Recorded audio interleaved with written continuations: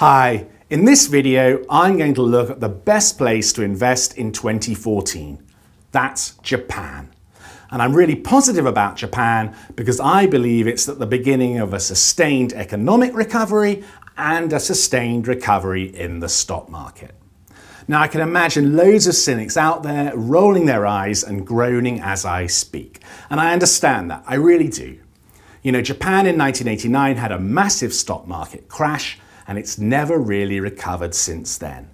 We've seen moments when there were early signs of a nascent recovery, but those recoveries have always petered out.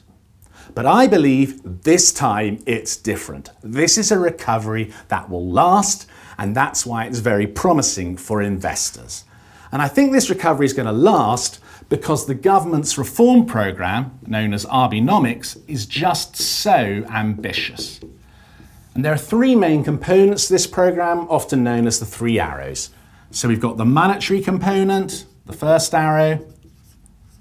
That's basically printing more money. We've got fiscal, the government spending more money, and then we've got structural reform. The structural reform is really important. It's about ending some of the restrictive practices that have held back the Japanese economy. So it's things like the mandatory retirement age at 60 in many industries. That should go.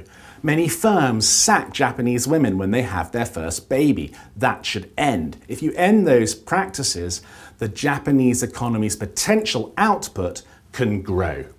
But the most important of the three arrows is undoubtedly the monetary policy, the printing of money. And that's really important because I think Japan's biggest problem since 1989 has been deflation. What we've seen ever since then are periods of deflation when consumer prices are falling, followed by periods of very low inflation going back into deflation again. And that's bad news for the economy because it means consumers are reluctant to spend. Why buy a new car if you think that car's going to be cheaper in 6 months or a year? And even worse, it's meant that companies have been reluctant to invest in new business.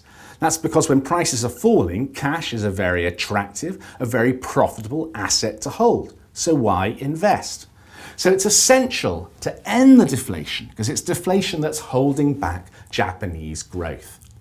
And you might also say, yeah, but I mean, money printing Japan were the pioneers in quantitative easing. They did it in the early noughties and it didn't really work. And that's true, but I think back then Japan went round it slightly the wrong way. They only ever bought short-term government bonds from the banks. This time round, they're going out into the market, buying from other sellers and buying long-term Japanese bonds, and they're doing it in a huge scale.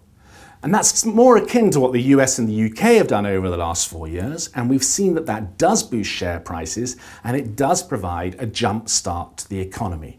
Now I know QE has its problems, but when you look at Japan, which has had so many defects and has struggled for so long, it has to be the best way to end the deflation and get the recovery moving. And even better, we're seeing some encouraging signs of the program working. Inflation has now got to 0.9%. That's on the way to the target of 2% inflation that Japan wants to see sustained into the medium term. There's also some encouraging signs in the job market. The number of working-age Japanese adults with a job is beginning to rise, and the number of applicants for new jobs is also beginning to rise. That suggests to me that we're going to see wage inflation, and that means that workers may have more money to spend and will see more growth. Now, another argument you might hear is, well, it's all very well fine. Maybe Japan is going to recover, but now is too late. The best time to buy was a year ago. And that's true. A year ago was a great time to buy, and Japanese share prices have gone up a lot since then, at least 50%. But I still think now is a good time to buy anyway. And that's because of valuation. Let's look at the price-to-book ratio, which compares a company's share price to the value of the assets it owns. In Japan, the price-to-book is 1.68. In the UK, it's 1.81. In the US, it's 2.5. So Japan is clearly the cheapest of the three, yet I'd argue it has the biggest growth potential of the three.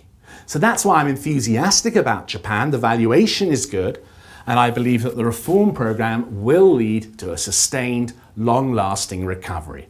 Now, I'm not suggesting you should sell everything you've got and pile in 100% into Japan. There are always risks. And even if the Japanese stock market goes up, a falling Japanese yen might reduce your profits. But I definitely think it's worth investing some of your money in there. I think it's a good chance that you'll do well, if not very well. And it's the best place, it's the most exciting area for investing in 2014. So that's it for today. I'll be back soon with another video. Until then, good luck with your investing.